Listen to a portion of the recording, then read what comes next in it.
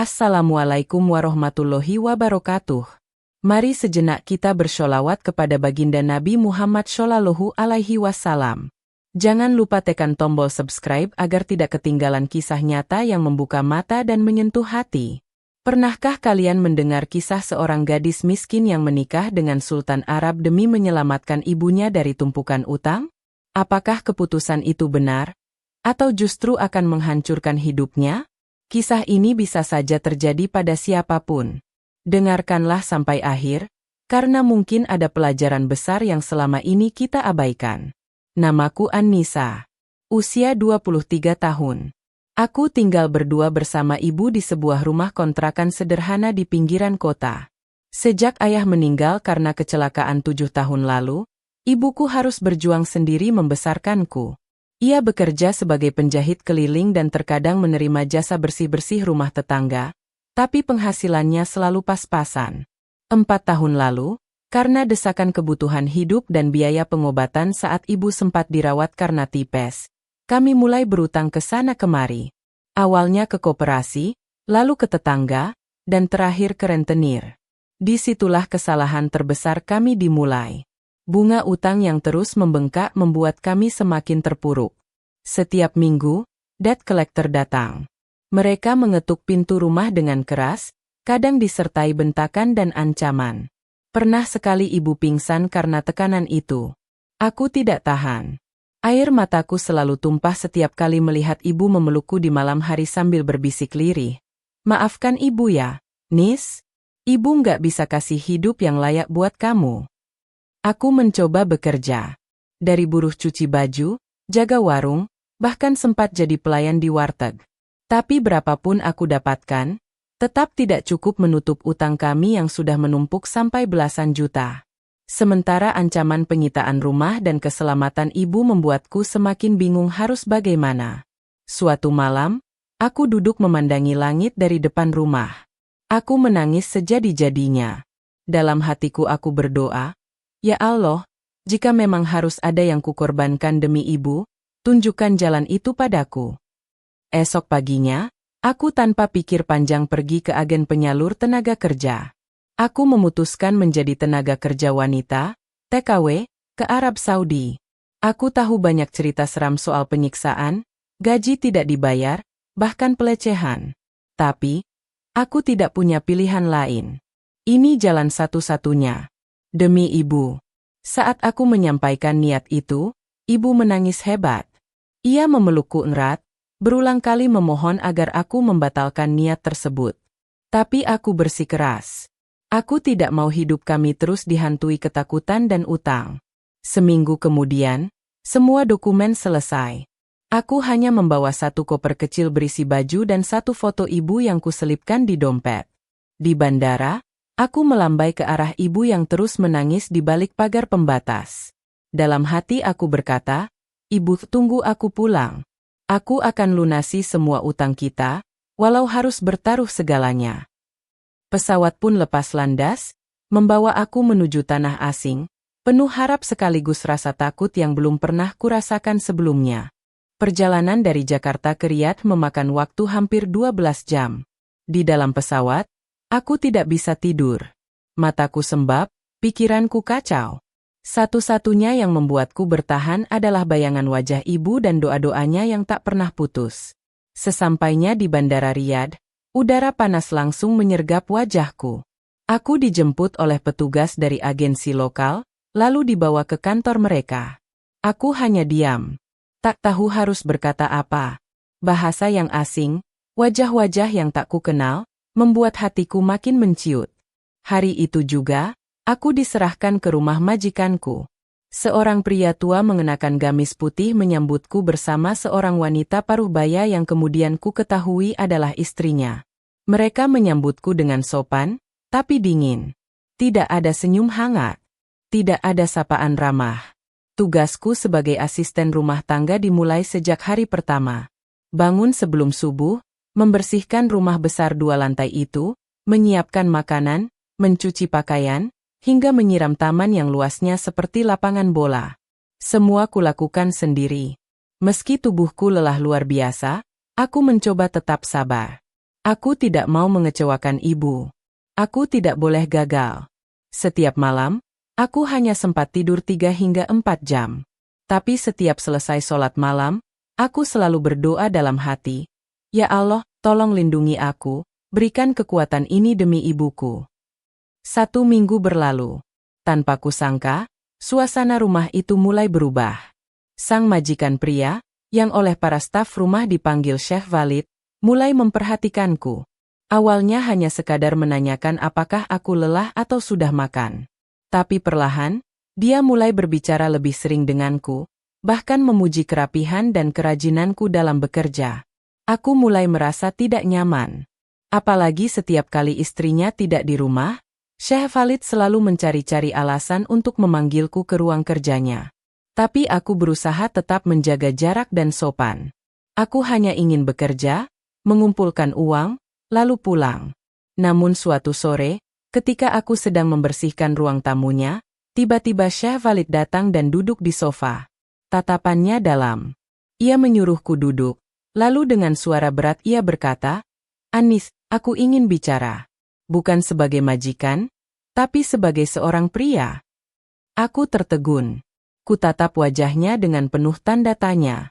"Aku sudah memperhatikanmu selama seminggu ini. Kamu berbeda. Kamu sabar, tidak banyak bicara, tapi bekerja sepenuh hati. Aku tertarik padamu, Annisa," ucapnya tanpa ragu. Aku langsung menunduk. Jantungku berdegup kencang. "Apa maksudnya?" "Aku ingin menikah denganmu." Secara sirih. "Ini bukan permainan. Aku serius. Aku bisa memberimu hidup yang layak. Dan utang ibumu, akan aku lunasi semuanya," lanjutnya. Aku seperti tertimpa badai. Jiwaku bergetar hebat. Ini bukan hal yang bisa kujawab dalam sekejap. Ia sudah punya istri. Aku hanya seorang TKW miskin. Tapi, ia menyebut tentang ibu. Tentang utang yang menghancurkan hidup kami selama bertahun-tahun. Aku tidak bisa berkata apa-apa. Mulutku keluh. Mataku mulai basah. Syekh Walid bangkit dan menepuk pundakku pelan. "Pikirkanlah, Annisa. Aku tahu ini mendadak. Tapi aku tidak pernah melihat wanita seperti kamu sebelumnya." Malam itu, aku tidak tidur. Aku duduk di pojok kamar kecilku, memandangi foto ibu dan menangis tanpa suara. Apa yang harus kulakukan? Menikah dengan sultan kaya yang sudah punya istri, demi menyelamatkan ibuku, atau tetap bertahan dengan kehormatan dan rasa takut yang menggerogoti? Pagi itu, aku berjalan seperti biasa, menyapu halaman luas yang ditumbuhi pohon kurma, menyeka lantai marmer, menyiapkan teh untuk nyonya rumah. Tapi hatiku tak tenang. Kata-kata Syekh Walid terus menggemuruh dalam pikiranku. Pernikahan, utang lunas, kehidupan baru, tapi dengan risiko yang tak main-main. Sepanjang hari aku mencoba menghindari Syekh Walid. Tapi menjelang maghrib, aku dipanggil ke ruang kerja. Degup jantungku bertambah cepat. Di sana, ia duduk sendirian, mengenakan jubah putih dan sorban emas. Tatapannya masih tenang, seperti hari sebelumnya. "Annisa," katanya pelan, "apakah kamu sudah memikirkan permintaanku?" Aku menunduk. Tak berani membalas tatapan matanya. Aku mencoba bicara, tapi suara ini terasa berat, seperti tertahan di tenggorokan. Aku tidak tahu harus bagaimana. Tuan sudah punya istri. Aku hanya seorang pembantu. Syekh Walid mengangguk pelan. "Aku tahu. Tapi di negeri ini, seorang pria boleh menikahi lebih dari satu istri. Aku tidak sedang bermain-main, Annisa. Aku serius. Aku melihat kemuliaan dalam dirimu. Jika kau setuju, aku akan lunasi semua utang ibumu, hari ini juga. Kamu tidak perlu bekerja lagi. Cukup jadi pendampingku. Tapi semuanya tergantung keputusanmu." Aku kembali diam. Ingin rasanya aku berlari dan menangis. Tapi aku juga tahu, tidak ada pilihan lain yang lebih ringan. Jika aku menolak, ibu akan terus hidup dalam ketakutan, dikejar debt collector, mungkin rumah pun akan disita. Malam itu aku menelpon ibu lewat ponsel milik salah satu staf perempuan. Suaranya terdengar serak. Ia baru saja sembuh dari demam. Ibu, kalau aku punya cara buat lunasin semua utang, walau berat, ibu izinkan. Tanyaku sambil menahan tangis. Di seberang, ibu terdiam lama. Lalu berkata lirih, asal kamu tidak meninggalkan Allah, dan tidak merusak kehormatanmu, ibu ikhlas. Nak, ibu serahkan semua keputusan padamu. Ucapan itu membuatku makin kacau. Aku tahu ibu akan menangis malam itu, seperti aku yang juga tak mampu membendung air mata. Keesokan paginya, aku menemui Syekh Walid. Ia duduk di teras belakang, membaca kitab. Aku berdiri dengan tubuh gemetar. Jika Tuan benar-benar bersungguh-sungguh, aku terima, ucapku dengan lirih. Ia menutup kitabnya dan menatapku dengan mata yang tidak bisa kutebak. Lalu ia berdiri, melafalkan syahadat pelan, dan berkata, Insya Allah, malam ini aku akan panggil saksi dan ustadz. Kita akan lakukan akad secara sah menurut syariat. Aku akan menjaga dan menghormatimu. Hari itu terasa seperti mimpi. Antara mimpi buruk dan nyata. Aku tidak tahu apa yang akan terjadi setelah ini. Tapi satu hal yang membuatku bertahan adalah, aku melakukannya demi ibu. Demi darah dan air matanya yang sudah terlalu banyak ia keluarkan untukku. Malam harinya, suasana rumah tenang. Di ruang kecil yang biasa digunakan untuk mengaji, aku duduk bersimpuh mengenakan gamis sederhana. 2 orang saksi dari kalangan staf rumah datang. Seorang ustadz lokal memimpin akad dengan bahasa Arab. Syekh Walid mengulurkan tangan. Suaranya mantap. Lalu semua orang mengucap, sah. Aku resmi menjadi istri kedua dari seorang sultan Arab. Pernikahan itu begitu cepat, begitu sunyi, tanpa pelaminan, tanpa keluarga, tanpa pelukan ibu. Dan saat itu, aku tahu, hidupku tidak akan pernah sama lagi. Hari-hari setelah akad itu berjalan seperti mimpi yang menggantung. Aku bukan lagi seorang pembantu, tapi juga bukan sepenuhnya istri dalam arti yang sesungguhnya. Statusku berubah, tapi perasaanku tetap campur aduk. Syekh Walid memberiku kamar khusus di lantai atas. Kamar mewah dengan ranjang empuk, hiasan lampu kristal, dan balkon yang menghadap ke taman mawar. Tapi tak ada rasa bahagia. Yang ada hanya sunyi, hampa, dan sepi yang mengiris. Istri pertama Syekh Walid belum tahu tentang pernikahan ini.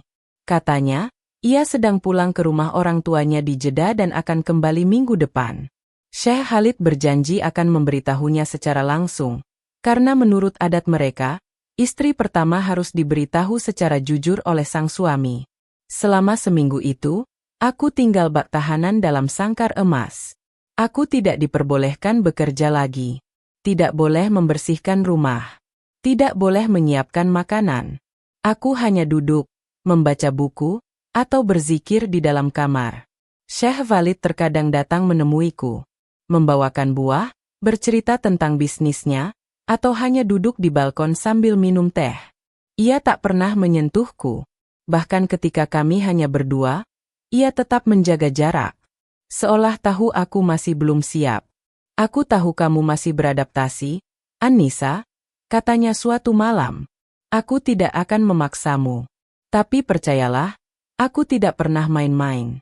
Aku ingin kamu merasa aman di sisiku. Aku hanya bisa mengangguk. Kata-katanya terdengar lembut, tapi tetap terasa jauh. Hati ini belum siap menerima semua ini dengan sepenuh jiwa. Di malam ke-7, ketika aku sedang menulis surat untuk ibu, ponselku berdering. Nomor Indonesia. Aku langsung mengangkatnya. Suara ibu terdengar lirih tapi bahagia. An-Nisa, utang kita sudah lunas, nak. Barusan orang dari koperasi datang. Semua cicilan dibereskan. Ya Allah, nak, ibu sampai tidak percaya, ucapnya sambil terseduh. Aku menahan tangis. Genggamanku pada ponsel menguat. Ibu, itu semua dari Syekh Walid. Aku sudah menikah sirih dengannya, Bu. Ibu terdiam lama. Lalu ia berkata, ibu tidak tahu harus bilang apa. Tapi ibu percaya kamu kuat. Jangan tinggalkan sholatmu, nak. Jangan pernah berhenti berdoa. Sejak hari itu, aku mulai mencoba menerima keadaan. Tapi bayang-bayang istri pertama terus menghantuiku. Aku tahu, waktunya tak lama lagi. Dan benar saja. 3 hari kemudian, suasana rumah berubah. Pelayan-pelayan mulai sibuk membersihkan ruangan utama. Mobil mewah masuk halaman. Dan seorang wanita dengan jubah hitam dan sorot mata tajam turun dari mobil. Wajahnya cantik, tapi dingin dan kaku. Ia adalah istri pertama Chef Khalid. Dan ketika ia melihatku berdiri di balik pilar tangga, ia langsung memicingkan mata. "Siapa dia?" tanyanya dingin pada suaminya. Chef Khalid menarik napas panjang. "Ya, Anissa, istriku yang kedua." Aku bisa merasakan hawa dingin di sekelilingku. Sorot mata perempuan itu seperti belati. Dan saat itu, aku tahu badai baru saja dimulai. Sejak hari itu, rumah mewah yang dulu begitu tenang berubah menjadi ladang dingin yang penuh ketegangan. Istri pertama Syekh Khalid, yang bernama Zahra, memperlakukanku seolah aku adalah duri dalam daging. Tak satu pun hari yang kulewati tanpa tatapan tajam atau kalimat sindiran. Setiap kali aku melangkah ke ruang makan, ia akan pura-pura batuk, lalu berkomentar sinis. "Rumah ini mulai terasa sempit sejak ada tamu tak diundang," ucapnya suatu pagi sambil mengaduk teh. Aku hanya menunduk. Aku tahu tempatku. Aku tahu siapa aku. Tapi setiap kata yang ia lontarkan adalah luka baru yang menancap dalam. Bahkan para pembantu yang dulu bersahabat denganku, mulai menjaga jarak. Mungkin karena mereka takut dimarahi Nyonya Zahra. Syekh Khalid beberapa kali mencoba menengahi. Ia membelaku. Tapi ia juga tahu, Zahra adalah istri yang telah menemaninya lebih dari 10 tahun. Ia tidak bisa sepenuhnya berpihak. "Beri dia waktu," kata Syekh Khalid padaku suatu malam. "Zahra hanya kaget. Tapi aku akan memastikan kau tetap dihormati." Namun waktu berjalan, dan Zahra bukan hanya tak menerima, tapi mulai melancarkan serangan tersembunyi. Suatu malam, saat aku sedang di dapur mengambil air, ia mendekat dan berbisik lirih. "Kamu pikir bisa hidup nyaman di sini hanya karena kau menikah sirih dengannya? Kau bukan siapa-siapa. Kau hanya perempuan desa yang untung-untungan." Aku hanya bisa diam. Tak ada kekuatan untuk melawan. Aku bukan istri yang diakui secara terbuka. Aku tak punya saudara di negeri ini. Hanya doa yang jadi sandaran. Puncaknya terjadi pada suatu siang, saat Syekh Khalid mengajakku menghadiri acara makan malam bersama tamu dari Dubai. Aku diminta mengenakan gaun anggun warna krem, yang sudah disiapkan sejak pagi. Tapi saat aku masuk ke kamar untuk bersiap, gaun itu telah disobek. Jahitannya koyak dari pinggang ke bawah. Di atas ranjang, secari kertas tertulis tangan. "Kembali saja ke Indonesia jika tak tahan." Aku terduduk di lantai. Air mata menetes tanpa suara. Aku tak melapor pada siapapun. Aku hanya mengganti baju dan bilang pada Syekh Khalid bahwa aku tak enak badan. Ia menatapku lama, seolah tahu ada yang tak beres. Tapi aku hanya tersenyum kecil. Malam itu, aku menangis sepuasnya di dalam kamar. Aku bukan takut pada Zahra. Aku hanya lelah. Sangat lelah. Aku rindu ibuku. Rindu suara azan dari musola dekat rumah. Rindu suara pedagang keliling yang lewat setiap pagi. Tapi aku sudah memilih jalan ini. Demi ibu. Demi hidup yang lebih baik.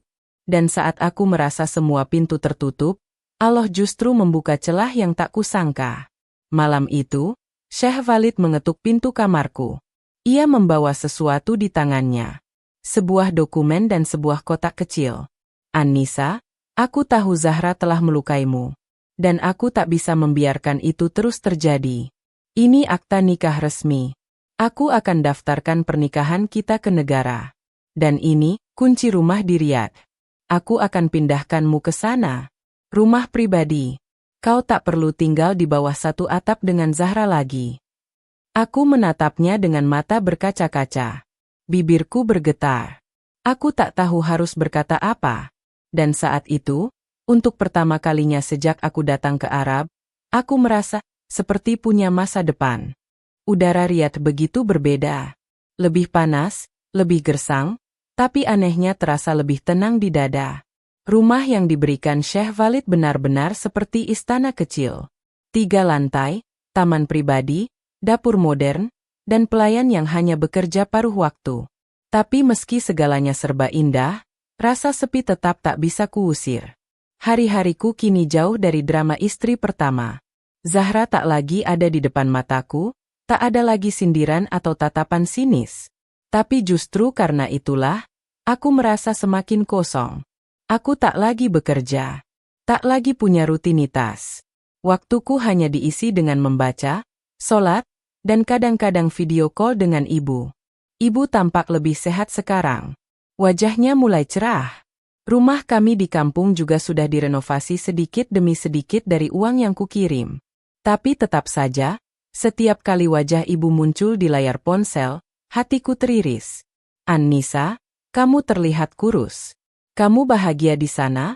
tanya ibu suatu malam. Aku tersenyum sambil menunduk. Bahagia itu masih aku cari, Bu. Suatu pagi, Syekh Khalid datang ke rumah. Ia membawa kabar bahwa Zahra akhirnya tahu aku dipindahkan ke Riyadh dan pernikahan kami telah didaftarkan secara hukum. Reaksinya? Tentu saja meledak. Dia marah besar, "Annisa, tapi aku sudah bersikap tegas. Aku tidak akan membiarkan kalian saling menyakiti." Ucapnya serius sambil menatapku. Aku hanya mengangguk. Di satu sisi aku lega, tapi di sisi lain aku merasa seperti penyebab retaknya rumah tangga orang lain. Walaupun Syekh Khalid meyakinkanku bahwa pernikahan mereka sudah retak sejak lama, tapi tetap saja aku merasa menjadi alasan besar dalam kehancuran itu. Beberapa bulan berlalu. Aku mulai terbiasa dengan hidup baru. Syekh Khalid datang seminggu sekali, kadang 2 kali. Ia mulai lebih terbuka padaku, menceritakan masa lalunya, kesepiannya, hingga impian yang belum tercapai. "Annisa, aku ingin punya anak darimu," katanya pelan suatu malam. Aku terdiam. Itu kalimat yang berat. Sangat berat. Aku belum siap, tapi aku juga tak ingin mengecewakannya. "Maukah kamu mendoakannya dalam setiap sujudmu?" lanjutnya lembut. Aku mengangguk pelan. Dan malam itu, untuk pertama kalinya, aku berdoa bukan hanya untuk ibuku, tapi juga untuk anak yang bahkan belum ada dalam rahimku. Namun hidup memang tak pernah datar. Di tengah harap dan ketenangan itu, badai kembali datang. Suatu siang, saat aku sedang duduk di teras membaca Quran, sebuah mobil hitam berhenti di depan gerbang. Seorang wanita turun, dan aku mengenali wajah itu. Zahra. Dengan langkah cepat, ia masuk tanpa mengetuk. Pelayan rumah mencoba menahannya, tapi Zahra menepis tangan mereka. "Kau pikir bisa kabur dariku, Annisa?" Suaranya keras, matanya merah. Aku berdiri, mencoba tenang. "Saya tidak kabur, Zahra. Saya hanya mengikuti apa yang diputuskan suami kita." Zahra mendekat, berdiri hanya beberapa jengkal di depanku. Lalu ia berkata dengan suara yang jauh lebih pelan, namun tajam seperti pisau. "Aku hamil, Annisa." Aku membeku. Suara itu menggema di kepalaku. "Hamil? Aku ingin kau tahu, aku tidak akan membiarkan anakku tumbuh dalam bayang-bayang istri kedua. Aku akan lakukan apapun untuk mempertahankan tempatku dan menjatuhkanmu." Lalu ia berbalik, meninggalkanku tanpa sempat kubalas sepatah kata pun. Jantungku berdetak cepat, tangan gemetar. Dan untuk pertama kalinya sejak tinggal di Riyadh, aku merasa tanah di bawah kakiku goyah. Sejak kedatangan Zahra di rumahku, pikiranku tak lagi tenang. Ucapannya tentang kehamilan membuat dadaku sesak. Aku berusaha tidak berpikir yang aneh-aneh, tapi nyatanya, aku tak bisa membohongi diri sendiri. Setiap malam aku bertanya pada diriku, apakah aku benar-benar harus tetap di sini? Apakah ini jalanku? Ataukah aku hanya sedang menumpang di dunia yang bukan milikku?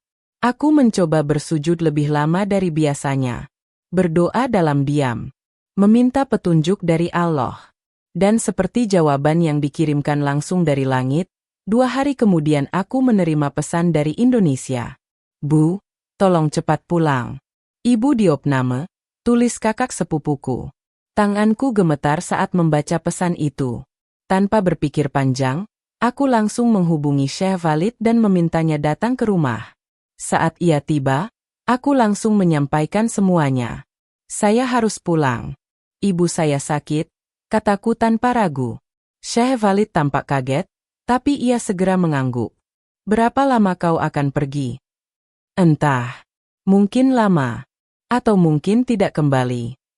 Ia menatapku lama. Wajahnya sulit terbaca. Tapi aku bisa lihat ada ketulusan di sana. Jika itu keputusanmu, aku tidak akan menahanmu. Tapi ketahuilah, aku akan tetap menjadi pelindungmu. Rumah ini, dan semua yang sudah aku berikan, tetap milikmu. Bahkan jika kau memutuskan tak kembali. Aku menunduk. Air mata menetes di pipiku. Betapa beratnya semua ini. 2 hari kemudian, aku sudah berada di pesawat menuju tanah air. Perjalanan panjang yang terasa seperti pulang ke dunia nyata. Dunia tempat aku berasal. Dunia yang penuh kenangan dan luka.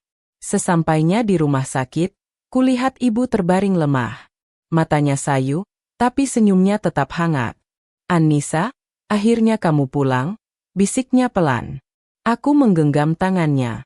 "Aku janji, Bu. Aku gak akan pergi jauh lagi." Hari-hari berikutnya aku habiskan untuk merawat ibu. Membelikannya makanan kesukaan, membacakannya doa, menemaninya saat malam turun. Kehidupan yang sederhana, tapi hatiku justru lebih tenang di sini. Namun, kabar dari Arab tetap datang. Syekh Khalid mengirimkan pesan bahwa Zahra melahirkan seorang bayi laki-laki. Ia juga menyampaikan bahwa ia akan fokus pada keluarganya di sana, dan tidak ingin membuatku terjebak dalam kehidupan yang lebih rumit. "Aku mencintaimu, An-Nisa. Tapi aku sadar, cinta kadang tak cukup. Kau terlalu baik untuk hidup dalam bayangan," tulisnya. Pesan itu kutatap lama. Ada sedih, tapi juga lega. Mungkin inilah saatnya aku benar-benar memulai hidupku sendiri. Bukan sebagai istri sirih. Bukan sebagai pembantu. Tapi sebagai perempuan yang pernah terluka, namun tak pernah menyerah. Kini aku kembali hidup sederhana, bersama ibu. Aku membuka usaha kecil di rumah. Menjual makanan ringan, menjahit baju pesanan tetangga, dan sesekali berbagi kisahku kepada gadis-gadis muda di kampung. Dan setiap kali aku menatap langit malam, aku tahu kisahku mungkin rumit, tapi tidak sia-sia. Karena dari semua luka, Allah tetap memberiku jalan pulang. Jalan untuk menjadi kuat, dan tetap memeluk cinta yang paling tulus, cinta seorang anak kepada ibunya.